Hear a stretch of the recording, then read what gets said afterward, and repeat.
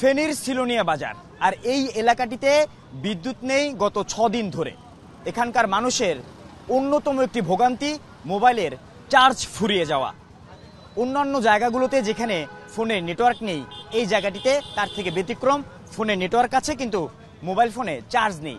এই চার্জ দেওয়ার জন্য একটি ব্যতিক্রম ব্যবস্থা গ্রহণ করেছে এখানকার মানুষ, আর সেটি একটু আমরা দেখাতে চাই। আমার ঠিক ডান পাশে সিলোনিয়া বাজারে একটি জেনারেটর এখানে চলছে, যে জেনারেটর দিয়ে একটি আশ্রয় কেন্দ্রের বিদ্যুতের ঘাটতি পূরণ করা হচ্ছে এবং সেই জেনারেটর থেকে একটি লাইন নিয়ে এসে বেশ কয়েকটি মাল্টি প্লাগের মাধ্যমে এক একটি ফোন চার্জ দেওয়া হচ্ছে। সেই বিষয়গুলো আমরা এখানে দেখতে পাচ্ছি এবং প্রতিটি ফোন চার্জ দেওয়ার জন্য তাদের কাছ থেকে নেওয়া হচ্ছে মাত্র 30 টাকা, এবং এটা তাদের জন্য একটি বড় আশার জায়গা এবং ভরসার জায়গা।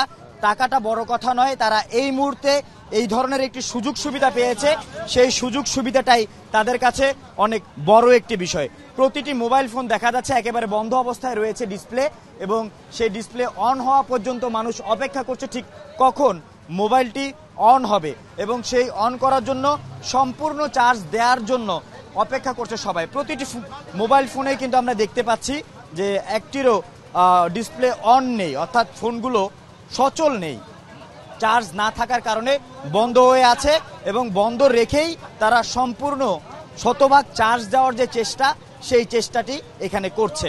আমরা কয়েকজনের সাথে একটু কথা বলবো এবং তাদের সাথে কথা বলে জানতে চাইবো ঠিক এখানে তারা কিসের বিনিময়ে, কত টাকার বিনিময়ে করছেন এবং এটা তাদের জন্য কতটুকু সুফল নিয়ে এসেছে সেই বিষয়ে একটু আমরা জানতে চাই। কত টাকার বিনিময়ে করছেন এবং এটা এই সুযোগটা পাওয়াতে কি উপকার হচ্ছে? আমাদের অনেক উপকার হচ্ছে। আমরা চারিদিকে যোগাযোগ বন্ধ হয়ে রয়েছে, যোগাযোগ করবার জন্য এখানে 30 টাকা বিনিময়ে চার্জ দিতেছি ফোনগুলো। কাকা, আপনি এই ধরনের সিচুয়েশনে অর্থাৎ এই ধরনের পরিস্থিতিতে কখনো পড়েছেন কিনা? না, আমাদের জীবন আর পড়িনি, প্রথমে পড়ছি, এবং এরকম আমরা দেখিনি কখনো যে কারেন্ট বিধীন থাকে।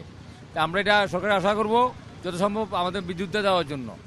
আমাদের ঠিক কতদিন বিদ্যুৎ বিচ্ছিন্ন সেই বিষয়ে একটু আমরা আপনাদের সাথে একটু কথা বলবো। আপনারা কতদিন বিদ্যুৎ বিচ্ছিন্ন অবস্থায় রয়েছেন? এই যে আজকে প্রায় 4-5 দিন ধরে, এই তো মানে বন্যা অবস্থায় থেকে বিদ্যুৎ বিচ্ছিন্ন আমাদের এদিকে।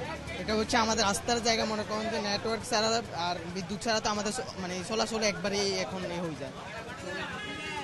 আমরা সিলোনিয়া বাজার ফেনীর সেখানকার সাধারণ মানুষের সাথে কথা বলেছি।